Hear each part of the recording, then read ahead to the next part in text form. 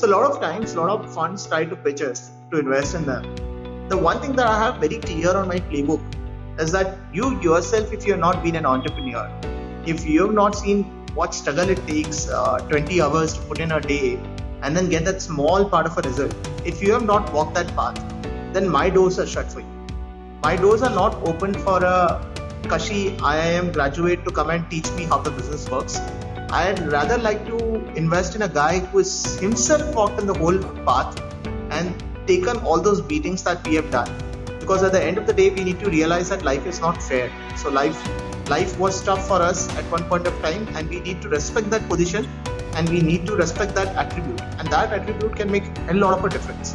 I think the decision making that I have seen in people who have become investors after being entrepreneurs versus to people who have come from a Kashi background and directly got into the investing business, I've seen a lot of a difference. I don't actually like to say that on a public platform many times, but today I think I agree, and I have been a byproduct. I've witnessed it. I have investors in my company who had zero experience but came from wealth and distributed that wealth, and some of my startup ventures were the playground through which they experimented on ideologies that had no experience or backing on. Very dangerous place to be. So I respect your decision, and I think it's the right thing. So you've been an ardent follower for yoga and meditation also. Tell me, yes. how does that have an impact on your mental health? And what is the message that you would like to give to our viewers in terms of yoga and meditation?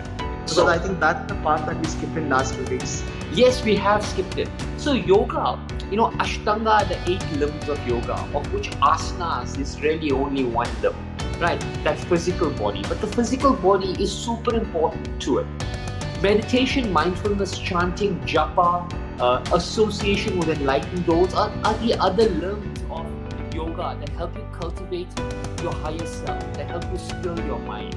Now, why is it important for us all day and age? Because Giri, a person who is successful, right, is a person who can absorb pressure in a high pressure situation.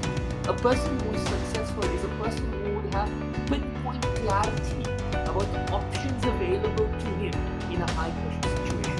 Right. So when a Dhoni, right, is hitting the last ball for a 6 to win a game, okay, right. The reason he's able to execute it is because he's able to with pinpoint clarity understand what is the bowler trying to do and what are my best options to execute that. You understand? He has focus at that time. Now that is a byproduct of mindfulness. That is a byproduct of having to remove that distraction. You see, the distractions in the world is like a little smoke screen.